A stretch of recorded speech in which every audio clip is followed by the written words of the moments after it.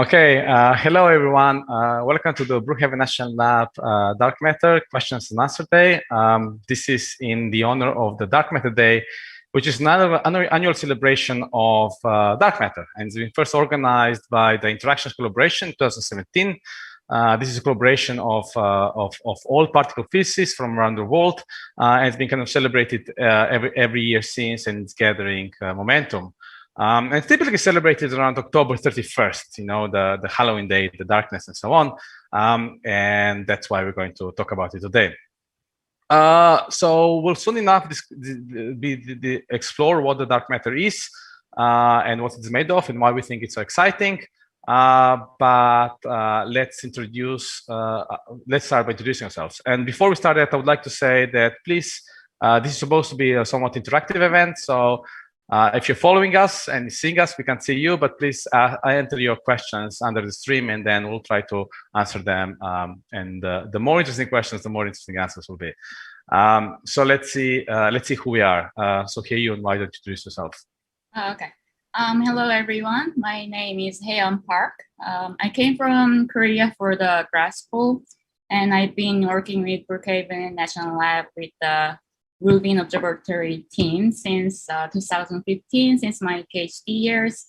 I started as a postdoc at the same lab with same people since last year. How I got into cosmology is interesting story of mine.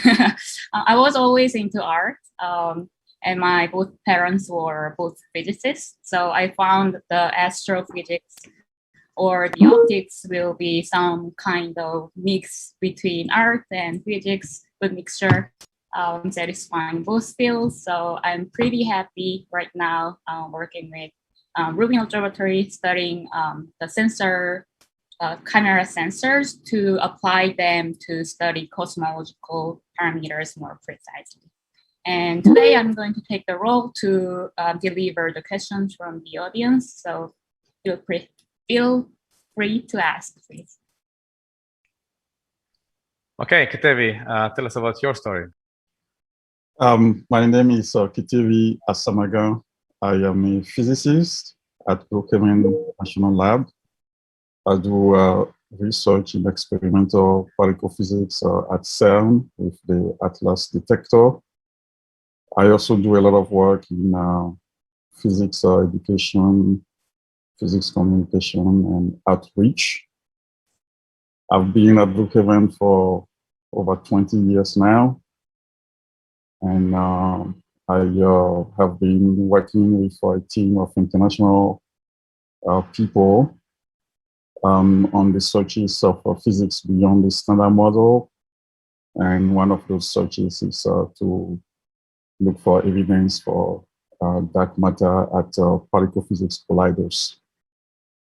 I originally came from Togo, a small country in West Africa. And I came to the US very young and did all my studies in the US after the bachelor degree in Togo. Then I continue to do postdoc here. I spent some time at CERN, where the LHC, the Large Hadron Collider, is, where the Atlas detector also is. That's where we take the data. And we have an international collaboration of like 3,000 people. So it's been really a rich experience for me to work in such a large collaboration with scientists around the world. And I'm looking forward to share some of my experience with you today. Okay, great. And my name is Sanjay Slosser. I'm also a physicist here at Brookhaven. I've been here for 10 years, so about half what Ketevi was. And I'm partly particle physicist, but mostly I'm a cosmologist. Basically, I work with kind of telescopes of various kinds to try to understand the universe that way. I'm originally from Slovenia, and it was still Yugoslavia when I was born there. So when I went to school, there was a picture of Tito on the wall. I did my undergraduate and graduate in United Kingdom, and then moved to United States with a postdoc at Berkeley, and now I'm in Brookhaven since 2009. And I'm very happy here. It's an exciting place to be. Okay, so let's start with discussion of dark matter. So basically, what is dark matter and how do we know about it? So dark matter is one of the three main components of the universe. If you look at basically how much energy density today, basically how much in some sense mass there is in various components, we have about 70% dark energy, about 25% dark matter, and only about 5% what we call baryonic matter. And baryonic matter is really the matter as we know it. It's the stuff around us. It's basically electrons, protons, nuclei, basically things that we can interact with, right? That make the world we know. Okay, so it's kind of very kind of exciting that basically we don't know what the physics of 95% of the stuff that's in the universe there is. And as I said, we have two dark components. One is dark energy and one is dark matter. And today we're going to talk about dark matter, but it's very important to realize that they're different. So to get rid of dark energy first, dark energy has been discovered relatively recently in late 90s. And basically what it does, it's in some sense a very boring component. It just drives an accelerated expansion of the universe. Basically, universe, instead of kind of slowing down its expansion, it's accelerating. So the galaxies are going away from each other at a bigger, ever increasing speed. Okay. Dark matter on the other side, it's very different. It's something that's kind of collapsing. You can think of it as basically just a normal matter like baryonic matter. The only difference is that basically it has no interaction. And here Yun will tell us more about that later. But the main difference is that basically you cannot touch dark matter because it has no interaction with normal matter. Okay, we only see it via the vector of gravity. And how do we know? So just historically, basically, the dark matter was first discovered in the galaxies, right? So people very early noticed that basically the star, if you look at how fast the stars go on the center of the galaxies, they go much faster than they should, right? About several times faster. So normally, if you look at the stars in the galaxy, you can sum up basically what's the mass is, because we know roughly how much mass you get per amount of light from stars, and basically the galaxy should be kind of blown apart. And they're not. They stay there, and so something must be holding it together. So this was kind of first, let's say, early historical indirect evidence how dark matter is discovered. And there were kind of, even in the early days, there were kind of these indirect hints about the existence of dark matter simply from stability of galactic disks, right? So, you know, we get these beautiful pictures of galaxies with spiral arms and so on. So these galaxies have all these stars in a plane, and they rotate in that plane. And if you do the physics of this plane normally, this galaxy should be unstable. They should just kind of warp and then basically become like a humongous mess. But instead they keep this beautiful shape going on and on and on. And initially this was a mystery. What keeps this instability at bay? And it turns out that this is dark matter, which explains these things among other things. And now, of course, we have many different observations, so we'll go through them during this hour. But in general, it's the way to think about the dark matter is dynamically dominant component of the universe. It's what drives stuff around the universe. It's basically the bully of the universe. And basically, Hyun will tell us a little bit about properties of dark matter as we see in cosmology. So Hyun, go ahead. So there are several characters of the dark matter. First of all, it's everywhere. So it's here and there. Probably right at this moment, it will be in your body, flying in and out. And as Anja said, ordinary matter we know only contains 5% of the universe. So the atoms like electrons, protons, molecules, like we learned from school, are all ordinary matter. And the biggest difference between ordinary matter and dark matter will be that dark matter only interacts with the gravity. So for example, like there's Yoshi here. This is ordinary matter. If I drop this, it will fall down because of because the gravity pulls it downside. But if I put it on the table, it will stay there because electromagnetic force will block it from falling or going through the table. So as ordinary matter has like electromagnetic interactions, weak and strong force interactions, but dark matter will only interact with the gravity. So also dark matter is pressureless, so it behaves like a dust floating around. And if it forms the dust balls getting together, we call it dark matter halo. And in the center of dark matter halo, it will be where the galaxies will form. So everything we know about the dark matter is from gravity. So gravity does two things. One, it holds things together. It takes the important role to hold the universe together and to drive the galaxy formation. It sees the density fluctuations of the early universe that grow into everything we see nowadays. And second, what gravity does is gravity bends light. So when the light goes through, pass through the heavy, massive object, it bends. Of course, the ordinary matter also has gravity and it will bend the light, but as I just said, the dark matter will be much more, taking more of the universe than ordinary matter. So it will dominate the light bending.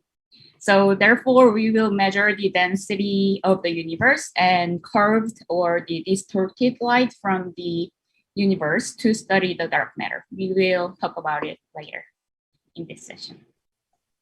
Okay. Thank you very much, Hyun. And now, Kitevi, why don't you tell us about dark matter and the standard model of physics? How does it fit there? What's the story? You're muted. You're muted. Unmute yourself, Kitevi. You're muted. Yes.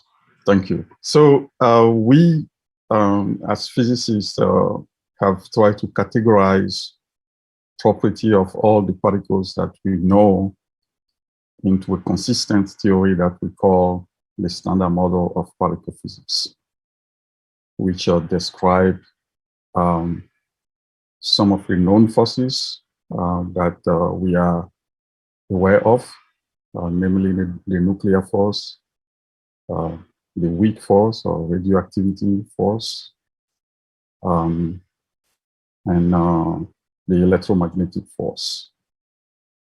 Gravity is not included in that description. And that standard model really is a model that gives us a good understanding of how particles interact, how matter and force interact in the universe. But dark matter is not included in that description. Like my colleague have said, it has been observed through indirect effects, gravitational effects. But dark matter is so weakly interacting that we have not really seen it interact just like the standard model particle do. So that gives us an incomplete picture of the standard model. We have an evidence of this dark matter, but our understanding of the universe through a very complete or nearly complete model does not include it. And the standard model has been tested. It was tested in many, many experiments to very, very high accuracy. So it's a fairly successful model, but it doesn't tell us anything about dark matter.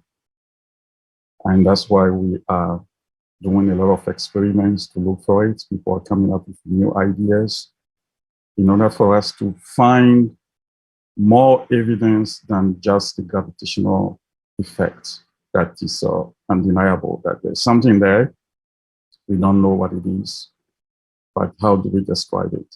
How do we improve our understanding of it?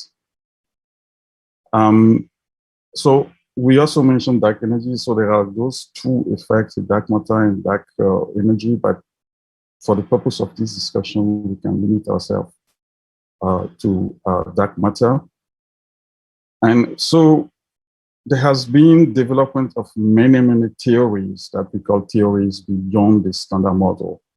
And their purpose is to give us some guidance about how we can understand that matter further, where we should be searching for it, and how we might provide evidence of its existence beyond the gravitational effects that we have seen. We know that if dark matter were a part of the standard model, then it will have some interactions with the particles that we have included, that we describe with the standard model, but we don't see that. So we then have to assume that dark matter, if it were made of particles, those particles must be very, very weakly interacting. So if they are interacting weakly, that's why we don't have any obvious observation for it, and it's difficult for us to detect it. There are many candidates. You may have heard of the WIMP, weakly interactive massive particles. They were predicted naturally in some model, for example, supersymmetry, because it has been computed that the mass range of those winds, the weakly interacting cross sections will be at the same level as what we expect from the electroweak model that's a part of the standard model. That's what we refer to as the WIMP miracle. But the WIMP miracle has been essentially ruled out. Many experiments at the LHC, the Large Hadron Collider, direct detection, have not produced anything to support that. Nevertheless, we have to assume that maybe if dark matter particle exists, their interaction must be weaker than what we expect from the standard model electroweak interactions. So there are still many experiments and many searches, many ideas that are being proposed. So we are still in search of the true nature of dark matter. Okay, great. So we got questions. Thank you very much, Ktevi. We got questions coming in, and let's answer some of them. So the first person asked, basically, are dark matter and antimatter the same thing?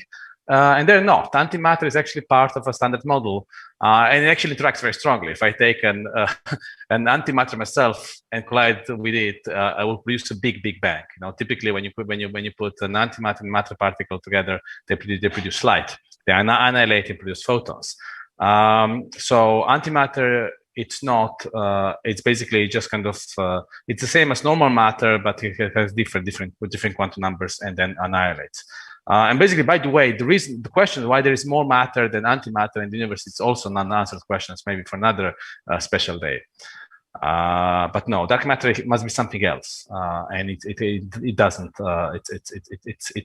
It's basically somewhat beyond the standard model as discussed. So we got one question for Ktevi that he might answer. Could neutrinos hold clues about dark matter? Is this something that, can neutrinos tell us something about dark matter, and how would you answer this thing? Neutrinos are also, weakly interacting particles, but they are a part of the standard model. And so what we have done was to try to compute what should be what we call the relic density, or what is left over from the Big Bang of the dark matter particle in the universe. Then if you compute, you estimate that contribution from neutrinos, it doesn't really match. So neutrinos are standard model particles, and they are not the one that we are aware of, are not the candidates for dark matter. There could be other type that be candidate, but our standard model description has the inclusion of a neutrino in it. The only issue, the only things that we have beyond the standard model that's really coming from the neutrinos is the fact that we have observed neutrino oscillations. So one type of neutrino oscillating into a different type, which suggests that neutrinos have masses, whereas in the standard model, they were expected not to have masses. So the effect of neutrino oscillation is also something that we are actively trying to understand. It's an effect beyond the standard model, but is distinct somewhat from the question of the nature of dark matter. Okay, thank you very much, Kitevi. And Hyun will answer, does dark matter interact with normal matter, which is? It's, as I said earlier, it will interact, but with the gravitational force only. So there will be no electromagnetic force interaction for the dark matter. And there's another question, what is the origin of the dark matter and how does it relate to the Big Bang? Okay, let me try to answer this thing. So let me say the dark matter is part of the Big Bang. So people always talk about Big Bang as this kind of infinite density at the very the initial explosion. But the right way to think about Big Bang, it's really kind of the phase in the very early universe where you kind of postulate the universe is very hot, very dense, it has heat fluctuations, and you press go, and basically our universe comes out, right? So just basically this set of initial conditions that are necessary, and they're actually fairly minimal, that allow basically all the complexity that we see in the universe to come out naturally. And of course, as a part of this Big Bang story, we have processes that create normal matter from this primordial soup, right? And these are and we have kind of very convincing story called Big Bang nucleosynthesis, where kind of you can literally calculate on a piece of paper how all the hydrogen and helium and all the primordial elements come out in the right fractions. And of course, we would like to have a similar story for the dark matter. And before we know what exactly is dark matter, we can't answer these questions. We have some WIMP miracle is, for example, one of these coincidences where some numerical factors just work out. That if you make a very basic calculation, you get the right density of dark matter. But nobody has found this type of candidate called WIMP. So maybe just coincidence. There are coincidences in this world. They are just coincidences. For example, why is the moon equal size than sun on our sky, even though they're very different objects and very different distances? So probably when we know what dark matter is, we'll also know how we will be able to calculate how it was made, and then the picture will fit. But unfortunately, we're not there yet. Okay. Any other questions, Hyun? But maybe for you or Kitevi? Have you guys tried measuring streams of stars to see how much dark matter is in our Milky Way galaxy? Is it tremendous or really in chunks, or is it smooth? Can you dare to answer this, Hyun, or should I? Maybe. Okay. I will. So basically, the ratio of kind of visible star to dark matter is approximately constant in every galaxy. It's fairly predictable, and so we know that there is approximately 6 times as much dark matter. Well, it's 6 times as much dark matter as there is the normal matter. And of course, we do see the way the structures are formed. The universe comes to this hierarchical structure formation, where kind of you have these dark matter halos. You can see them beyond Hyun's screen. This basically has a virtual background is basically these dark matter structures in the simulation, where basically the dark matter under its own gravity follows this filamentary network, and in the centers of this network you get these halos, and the halos the baryons accumulate. switch on the star formation, you get galaxies, and these galaxies, then dark matter halos with galaxies decide to collide, and then you can see they leave remnants in the way the stars whiz around our galaxy, and there are a bunch of experiments studying. This is called galactic Milky Way archaeology, where you kind of see a bunch of stars having special color going all in one direction, and we know this is remnant of something hitting our galaxy in the past. And basically, it gives the consistent picture of basically typically 6-1 dark matter, normal matter.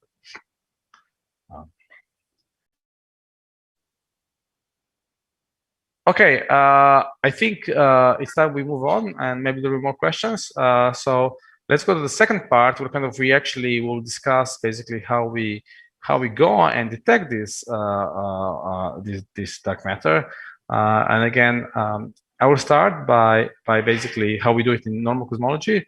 So in normal cosmology, the interesting thing is that we can basically treat dark matter as an effective fluid, right? So basically, the way the things Hyun described earlier, that it gets kind of cold, it has certain density, it's non-interacting, it's gravity only. This is all we need, right? And maybe the right kind of analogy is imagine kind of an engineer that's trying to build like an engine, right? It would need to know the properties of gasoline, right? It needs to know it explodes at this and this energy, at this and this temperature. This is how much energy is produced, and so on. But you can build a car engine without knowing what the petrol really is. You don't need to know about it's made of carbons and so on. All you need to know it's macroscopic properties, right? And so the same story is true in our universe, where basically you can just kind of assume these global properties, and basically it works spectacularly well. Okay. Maybe I can just share maybe one screen about how well it works. This is unfortunately it's visual, but it's just a really amazing visual. So what you see here, the red dots are measurements. I'm not going to go what they are. So the red dots are measurements of the cosmic microwave background, and on the right you have the measurements of basically distribution of galaxies in some space, right? And maybe I can show you how these things look like. So on the left, you see this cosmic microwave background, which is this remnant picture of the baby universe, where kind of matter light decoupled from radiation around 350,000 years after the Big Bang, and it has all this structure that we can describe using these quantities, which we call power spectra. And the right-hand side, you see the picture of galaxies as traced by the BOSS experiment, which is a spectroscopic experiment looking basically measuring spectra of millions of galaxies and making this kind of 3D image of the universe, right? And if you look carefully, already visually, you can see on the right picture you have something that resembles this cosmic web I described earlier. Anyway, so these are the pictures that are taken by telescope, but we can process them and make these plots. And the red dots on the left are basically the measurements with the error bar so small you don't see them. And on the right, they're kind of the measurements of galaxy power spectra. And these wiggles, these curves going to them are very simple theoretical predictions that are made with basically 6 parameters. So you have a theory that takes 6 numbers, and you can adjust those 6 numbers to get this curve that goes straight through these points, right? And you see, this is not some sort of trivial curve. It has some wiggles, it goes up and down, around. And basically, the theory describes the data amazingly well.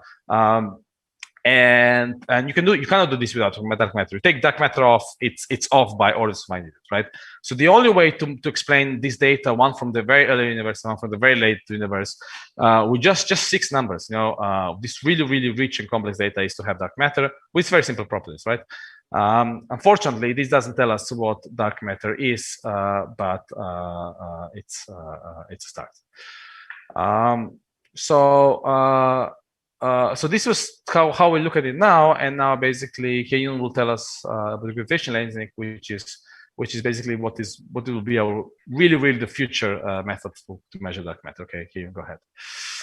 So as we discussed earlier, dark matter interacts only with the gravity, and so the gravitational lensing will be the evidence, like how we study the dark matter. there will be two types of the lensing, gravitational lensing, one strong, one weak.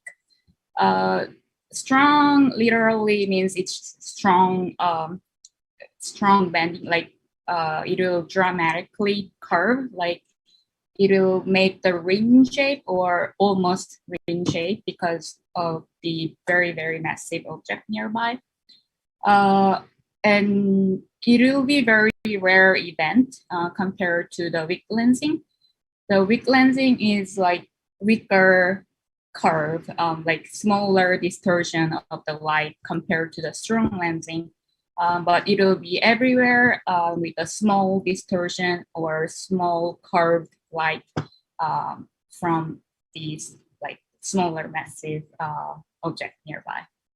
So the best evidence of the dark matter known so far might be black cluster. Can you show the picture? Okay.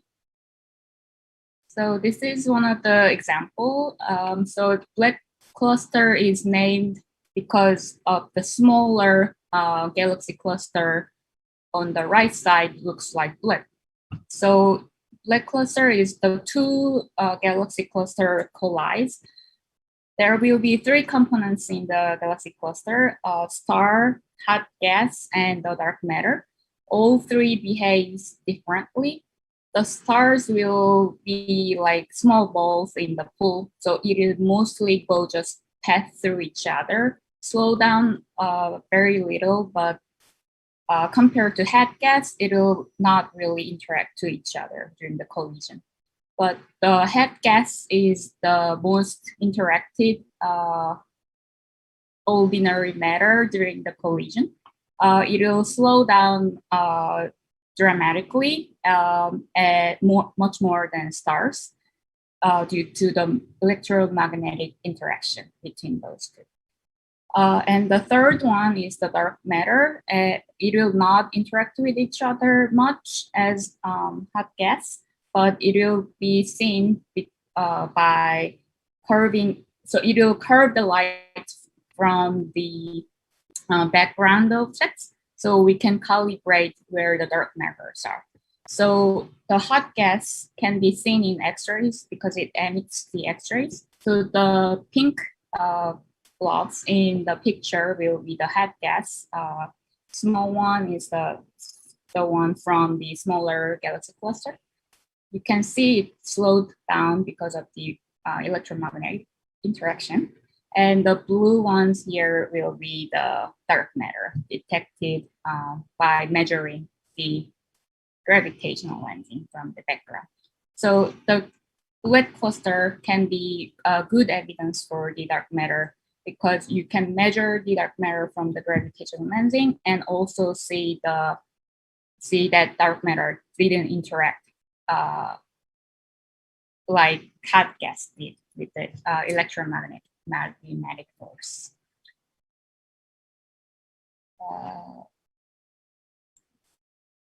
Yes, I think.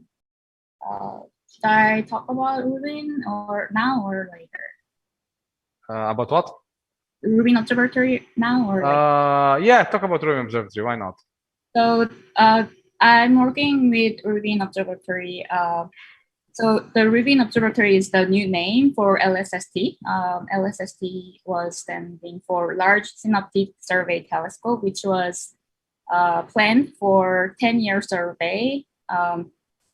It's under a construction in Chile. So LSST was initially known as the Dark Matter Telescope. So it will take, there's a picture. So this is under a construction in Chile right now. We are planning to have the first light in 2022, which it'll take like 20 terabytes of images with 10 billions of galaxies every night, starting in 2022 with the high precision. So what I do with the Rubin Observatory is to study the camera sensors, studying how what error can come from the camera sensors and reduce them or separate them from the cosmological effects. So I study how the sensor itself distort the light or bend the light to detect the location and the shape of the light sources more precisely.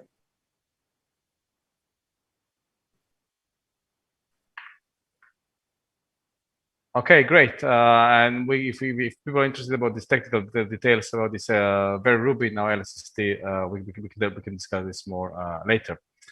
Now, so this was about what we learn about dark matter from the sky, right? Which is basically either galaxy clustering or weak lensing or stuff like that. And Kate will tell us what we can do from the ground. Go ahead, Kate. Yes. So there are many experiments that are running or are being planned to detect dark matter.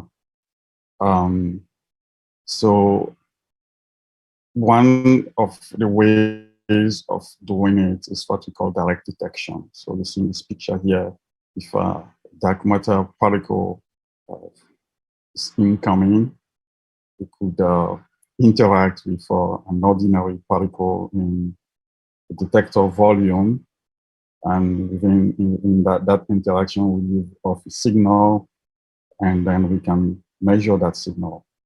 But there could be a lot of what we call noise or background, because some of these interactions could just be standard model type of interactions that we have to recognize and categorize those and subtract them.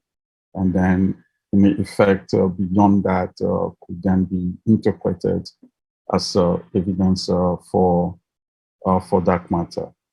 Another way we look for this for dark matter through detectors on Earth is in accelerators. For example, the Large Hadron Collider at CERN in Geneva.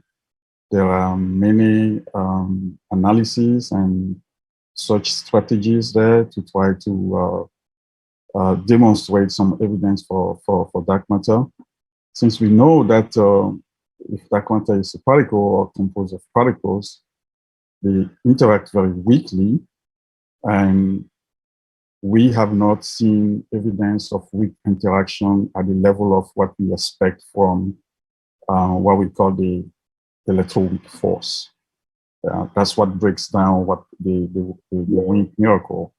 So the interaction must be much more feeble than that.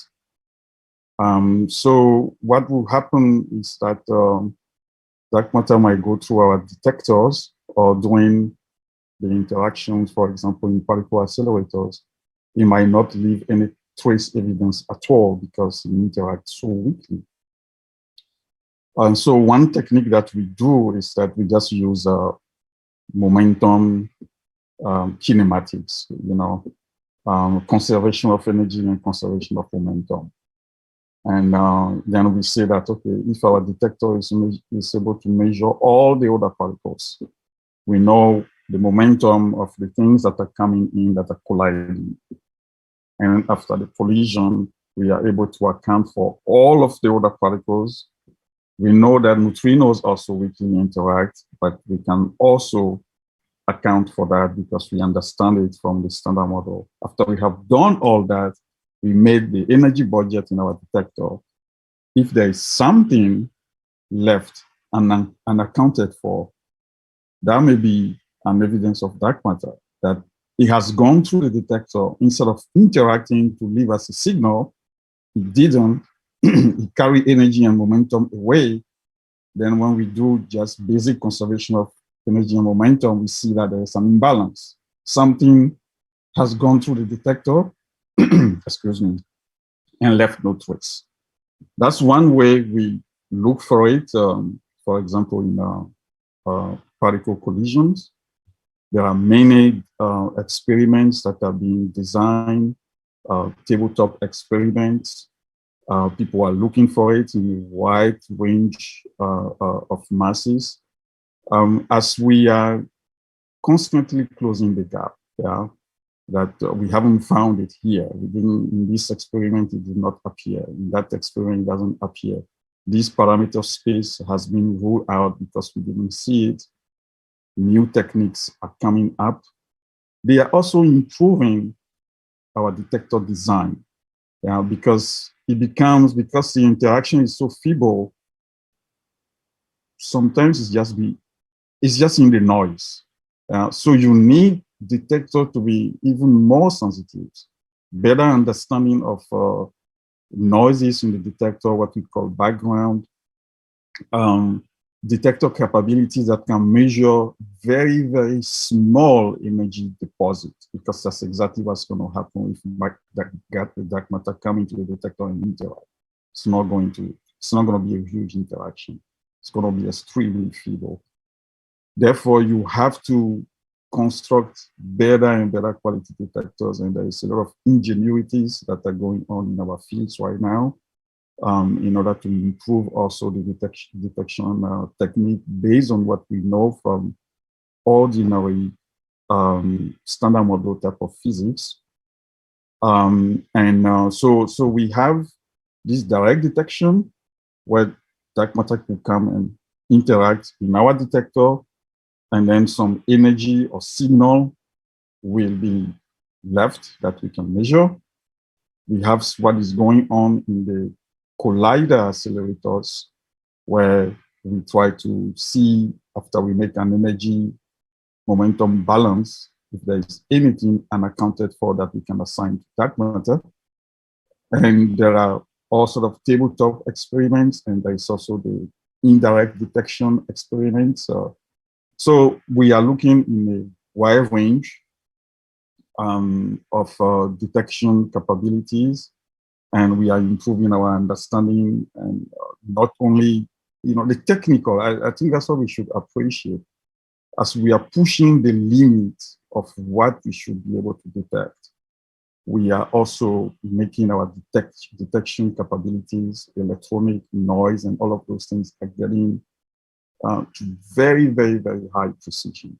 And so there is a lot of technical know-how that is that's being developed in this experimental search, which goes directly into other applications, for societal consumption, or to improve other areas in society. So those are the various type of ways we are looking for dark matter in various type of experiment. I think Anjay has asked me to mention specifically, there is the LZ detector, a new collaboration that is being developed right now, has been approved by the Department of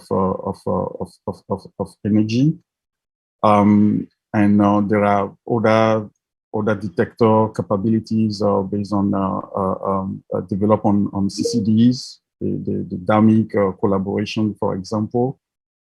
So there are all of these ideas that are being developed, and some are taking data already, have been analyzed, some have been approved, and technical design reports are in various phases of development. So if there is something out there, as we push the limits of our detection capabilities, and we push the limit of our understanding of the standard model of particle physics, maybe we'll get to the point where we can have a convincing, undisputed evidence of dark matter.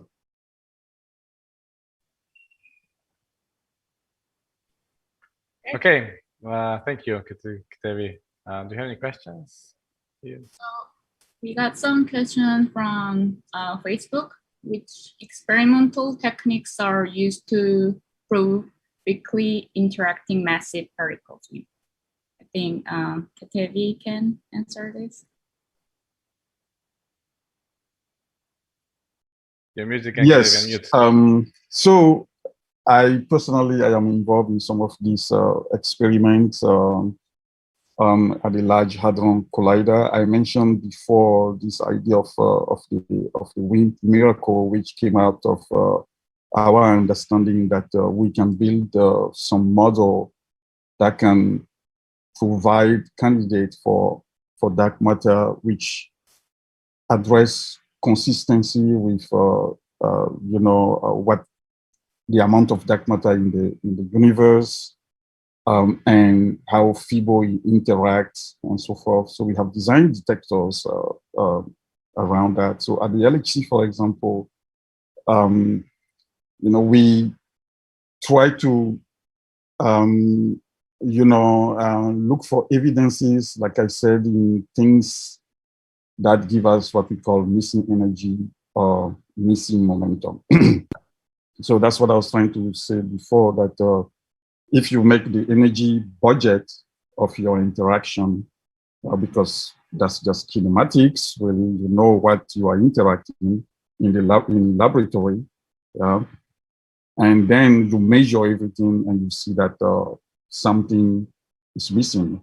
You cannot account for all of the energies. Then you can see that what is carried away is dark matter, which came into your detector, interact or did not interact at all, or interact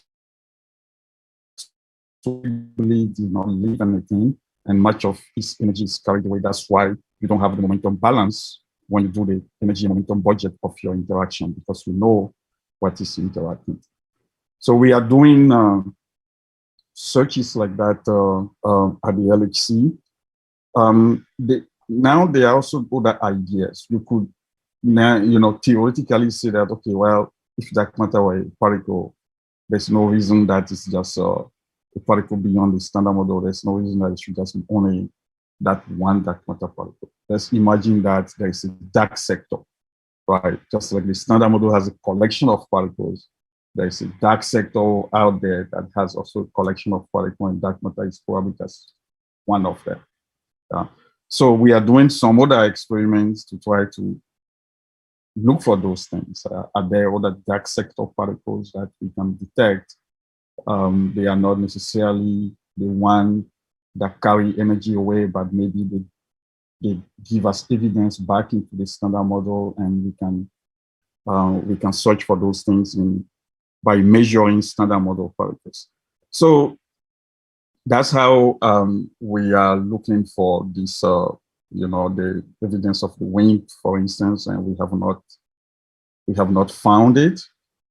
We have to give up what we call the WIMP miracle, but the WIMP may still exist if we assume or we understand that the interaction is so feeble that it has to be below what we expect from the standard, the electroweak interactions. So LHC, for example, we are getting ready for round 3, which is the 3rd round of data taking after some amelioration or improvement in the detectors and the accelerator. And so we'll be searching for the WIMP and other evidences for dark matter again in the coming years.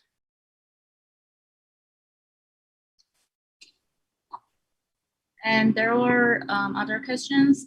So the question was, can we explain the difference between the dark matter and dark energy? I'll say the biggest, main difference between dark matter and dark energy will be dark matter will slow down the expansion of the universe, while the dark energy speed up.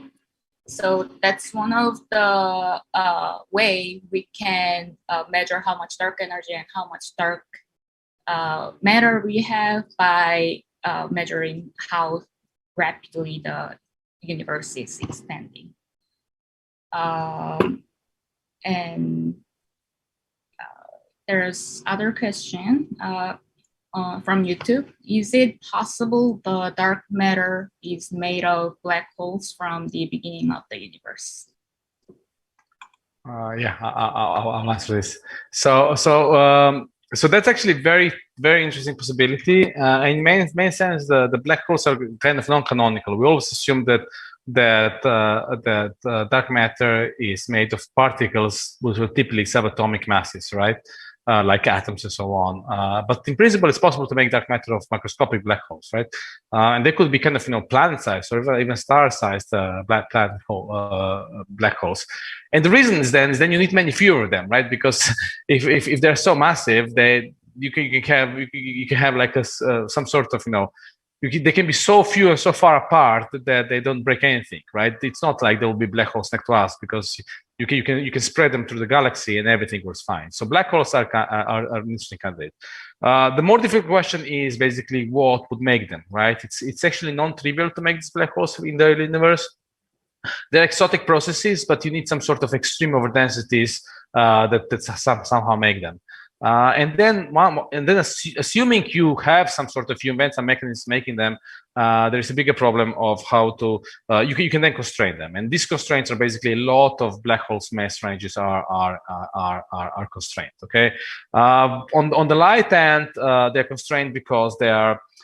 Because you would see them, they would simply evaporate in time, right? Black holes evaporate, and on the other end, they are constrained because they're through various schemes. They would hint, they want to annihilate. We'll see them dynamically.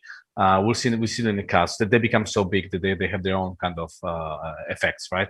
And for example, you can see them also through microlensing. If these black holes were floating in the galaxy, they will be affecting the light of the stars behind, and you can see them. So they're not completely ruled out, but they're on the verge of ruling out. Let me tell you another interesting possibility, which is normally we think of the black holes that kind of just evaporate, right, through the Hawking radiation, which is kind of quantum mechanical radiation in which black holes lose their mass and just go out in the radiation. In principle, it's possible that we don't know quantum gravity well. So one tantalizing possibility is that black holes evaporate until they reach the minimum, like Planck mass. When basically when they reach the minimum kind of the scale of the quantum gravity, and then they stop evaporating because there's a sort of quantum effect that prevents them from evaporating. That in some sense would be the perfect dark matter candidate. There is no way we could ever detect it. You will have these microscopic black holes just buzzing around, going through everything. They don't track everything. They literally just gravitational thing, and this will be kind of then we're cooked. Then we're done. There is no known effect to detect this thing. But of course, it requires A, to make them in the universe, and B, also to have some sort of unknown mechanism to prevent them from completely disappearing. And I'll stop here. Have any other questions? One last one. So there is a theory that neutron stars can capture the dark matter particles within them, which might change their physical properties. How good is this idea for actually detecting the dark matter particles? I'll start, and then maybe Ketevi can say something if he knows. So nuclear stars are basically the stars made of nuclear matter. So if you take a typical atom, it has a nucleus and it has electrons spinning around it. A nucleus is made of quarks, which are kind of up and down and so on. And basically they're kind of from like a few quarks making the proton in the hydroatom to kind of tense normal matter. Nuclear stars are basically literally when you have this massive. It's the same state as a nucleus. Basically, all these quarks floating around in macroscopic objects. They're extremely massive. And we know they exist because indirectly through basically how they spin and so on. And basically, if the dark matter had some sort of strong interaction, weak strong interaction, right? But for example, no weak interaction, then you can imagine we can be captured by these nuclear stars and change their properties, heat them up, or do something like this. So I think there are a possible laboratory, but basically nuclear stars are. All we know about them, it's very indirect to pulses and so on. So I think it's very hard to kind of distinguish between astrophysical effects and actually dark matter, right? So yes, the answer is yes, but it's not the most direct and trivial way of constraining dark matter. It will take a lot of convincing to make this thing a believable argument. Okay. If Ketevi wants to add anything, I don't know how much. No, I think that's perfect. Okay, great. Okay, any last questions, or are we done? So we have 5 minutes left. So I think we can wrap up with talking about like what excites you most about. Oh. Okay, why don't you start, Hyun? So far, like I was quite newbie in this field, so I was only looking at the simulated images and like from the sensor images taken from the clean room lab. So I'll be exciting just to see like actual universe image taken from the Rubin Observatory with the weak lensing effect, like distorting the light. So. Okay, David, do you want to go next? What excites you about the future?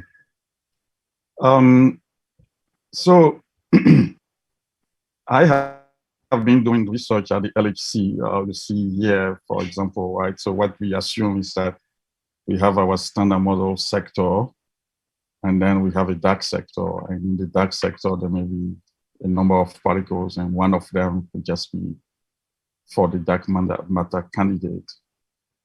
So I've been, so there has to be a way of mediating between them since the interaction is very, very weak. So, you know, I've been doing experiments, was doing analysis in these areas with a number of collaborators, and we are, you know, we are looking for any signal that will tell us that there is evidence for this dark sector. That means there are other dark sector particles, just not just dark matter. And if we discover a candidate for dark sector particle, then we have a strong evidence that you know, there must be another particle out there that will be the candidate for dark matter itself. So it's really an exciting moment for a lot of collaborators around the world at CERN, at Brookhaven, and beyond. We have graduate students, we have postdocs. We are developing capacity in data analysis, in searches, so using sophisticated techniques. So I am looking forward to the next round of data taken at the LHC. Hopefully that will give us some evidence for dark sector state or for dark matter. Okay, great. So we have 3 minutes left. So I'll just say that basically what I've been interested from childhood is basically the theory of everything. You know, what's the most fundamental theory that can explain the universe and why there is something or there is nothing, because the nothing is the most symmetric option. So there shouldn't be anything, right? But yet we're here. And you know, particle physics went through this amazing discovery period in 70s and 80s when kind of it was really, they wrote equations and they discovered particles, and it's great. And then kind of progress slowed down, and it's becoming really, really hard. So I think basically, if maybe we discover the dark matter, then we'll get another kind of flourishing like this, you know, another maybe 2 decades of great leaps forward. And I hope to see this before I die. Okay, that's what excites me. I'm 40 something, so we're getting there. Okay, I think that's it for today. Thank you, Heyon and Kitevi, and for joining me. And thank you, everybody. Andre. Thank you, Heyon. Yeah. Say something. Okay. Yes, I was saying thank you, and thank you both. It's been really a pleasure to serve on this panel with you, and to continue to work with you at Brookhaven on the searches of dark matter. Yes. Well, with this word, I think we can call it a day. Enjoy the rest of your days, guys. Bye. Thank you. Bye-bye.